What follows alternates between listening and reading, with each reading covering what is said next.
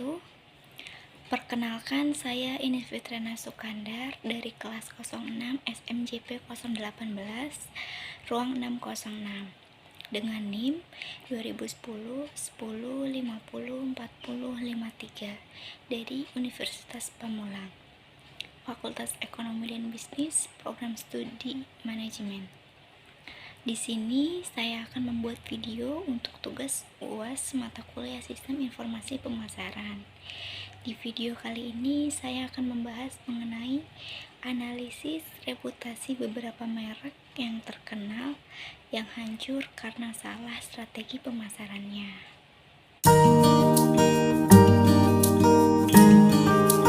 Analisis reputasi merek pertama yang akan saya bahas yaitu analisis merek mobil Hyundai yang sempat mengalami reputasi yang hancur karena strategi pemasarannya yang salah.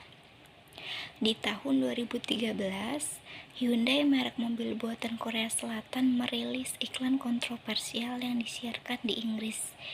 Salah satu contoh kesalahan strategi pemasaran yang pernah dilakukan oleh Hyundai adalah kampanye iklan yang berjudul Peep Job. Kampanye iklan tersebut menggambarkan seorang pria yang mencoba bunuh diri dengan masuk ke dalam mobil Hyundai tipe iX35 lalu menyalakan knalpot mobil di dalam garasi yang tertutup. Namun, iklan tersebut menuai berbagai kecaman dan protes karena dianggap sensitif terhadap isu serius yang terkait dengan kesehatan mental dan bunuh diri. Iklan Hyundai yang baru saja ditayangkan di Inggris ini segera memancing kemarahan karena perusahaan asal Korea ini memakai isu bunuh diri di iklannya. Dalam iklan tersebut diperlihatkan seorang pria yang mencoba bunuh diri dengan menghirup gas berbahaya yang dihasilkan oleh mobil. Pria ini memasukkan selang ke dalam mobil yang sedang menyala dan menunggu untuk mati. Namun, pria ini keluar dari garasi tempat ia menyalakan mesin mobil dalam keadaan hidup. Melalui iklan disebutkan bahwa mobil yang digunakan adalah mobil yang ramah lingkungan, Hyundai tipe iX35. Mobil tipe ini menghasilkan emisi yang berbahan dasar air. Upaya bunuh diri tersebut pun gagal karena Hyundai tipe iX35 menggunakan teknologi fuel cell yang membuat emisi pembuangan mobil tersebut hanyalah berupa uap air. Setelah upaya bunuh diri yang dilakukannya gagal, pria tersebut membuka pintu garasi dan kembali ke rumahnya. Walaupun iklan ini tidak berakhir menyedihkan, namun iklan ini dianggap mempunyai selera yang rendah. Niatnya meracuni diri sendiri dengan gas monoksida, namun karena mobil tersebut bebas emisi berbahaya, usaha bunuh diri tersebut gagal.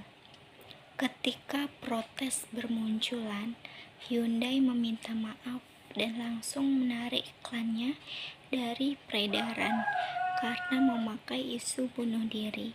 Salah satu yang menentang iklan tersebut adalah Holly Brockwell, seorang wanita yang bekerja sebagai eksekutif di bidang periklanan. Hal ini disebabkan karena Holly telah kehilangan ayahnya yang bunuh diri dengan cara yang serupa dengan iklan yang dibuat oleh Hyundai.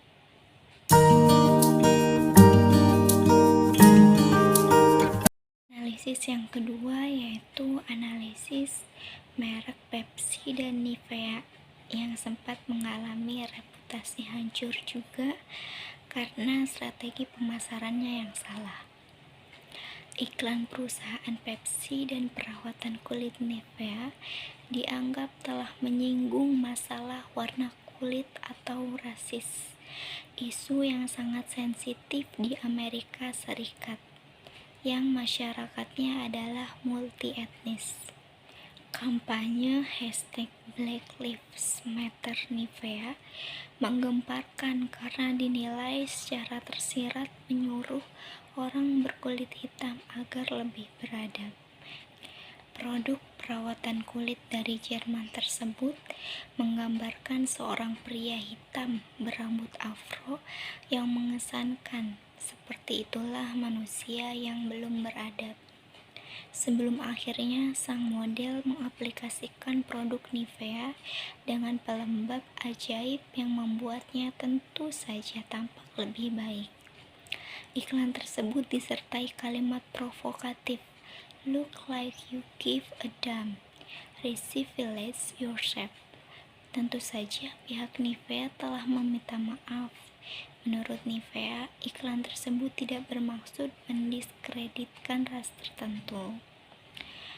Produk PepsiCo yang menampilkan model Kendall Jenner cepat menarik kembali iklannya dan menyatakan permintaan maaf setelah dituduh meremehkan gerakan Black Lives Matter. Nivea juga menarik iklan deodorannya yang bertema "Putih adalah Kemurnian", slogan yang dianut oleh supremasi kulit putih. Demikian The Harnet memberikan yang dikutip oleh Mina. Sementara itu, seorang sumber yang dekat dengan Jenner mengatakan model itu kini dalam kondisi tertekan karena adanya reaksi publik. Beiersdorf atau BDRFF, perusahaan pemilik Nivea yang berbasis di Hamburg, Jerman, mengatakan bahwa pihaknya memutuskan untuk menarik kembali iklannya karena kekhawatiran tentang diskriminasi etnis. "Kami sangat menyesal kepada siapa saja yang mungkin tersinggung dengan post tertentu ini. Setelah menyadari bahwa unggahan ini menyesatkan, itu segera ditarik," kata Bini RFF dalam sebuah pernyataan. Dari CNN yang memberitakan, analisis kesalahan strategi pemasaran Nivea ini mencakup beberapa aspek. Yang pertama itu ketidakpekaan terhadap isu yang rasial. Salah satu kesalahan utama Nivea adalah ketidakpekaan mereka terhadap isu-isu sensitif yang berkaitan dengan ras dan keadilan sosial. Gerakan #Black Lives Matter yang bertujuan untuk memerangi ketidakadilan rasial telah menjadi sorotan yang signifikan di seluruh dunia. Dalam konteks ini, slogan "Putih lebih baik" dipandang sebagai tidak sensitif dan dapat dianggap merendahkan kelompok ras tertentu. Yang kedua adalah kekurangan diversitas dalam tim pemasaran. Kesalahan ini juga bisa mencerminkan kurangnya keberagaman dalam tim pemasaran Nivea. Jika tim pemasaran terdiri dari beragam latar belakang dan perspektif, kemungkinan besar mereka akan lebih peka terhadap isu-isu sosial yang sensitif dan dapat menghindari kesalahan semacam ini. Yang ketiga, kurangnya pengujian dan evaluasi yang tepat. Sebelum meluncurkan kampanye pemasaran, penting untuk melakukan pengujian dan evaluasi menyeluruh untuk memastikan bahwa pesan yang disampaikan tidak menyinggung atau merugikan kelompok tertentu. Nivea mungkin telah gagal melakukan uji sensitivitas dengan kelompok fokus atau penelitian pasar yang cukup untuk menangkap reaksi yang mungkin timbul sebelum meluncurkan iklan tersebut. Yang keempat, kurangnya respons yang cepat. Setelah kontroversi ini muncul, tanggapan perusahaan juga dapat mempengaruhi persepsi publik. Nivea mungkin juga tidak memberikan respons yang cepat atau efektif terhadap protes dan kontroversi yang muncul. Ini dapat menyebabkan kerugian yang lebih lanjut bagi citra merek dan kepercayaan konsumen. Kesalahan strategi pemasaran seperti ini menunjukkan pentingnya pemahaman yang mendalam tentang isu-isu sosial yang sensitif dan keberagaman dalam tim pemasaran. Perusahaan harus mengambil pelajaran dari kesalahan ini untuk memperbaiki proses pengembangan dan pelaksanaan strategi pemasaran mereka, serta memperkuat responsibilitas sosial perusahaan dalam menghadapi isu-isu yang berkaitan dengan keadilan sosial dan rasial. Kesimpulannya adalah baik Pepsi dan Nivea mengalami reaksi yang signifikan karena kampanye pemasaran mereka. Meskipun Pepsi berhasil menangani situasi tersebut dengan baik, masih harus dilihat apakah perusahaan dapat memperoleh kembali kepercayaan pelanggannya. Namun, reputasi Nivea dirusak oleh insiden tersebut dan tidak jelas seberapa lama dampaknya pada perusahaannya.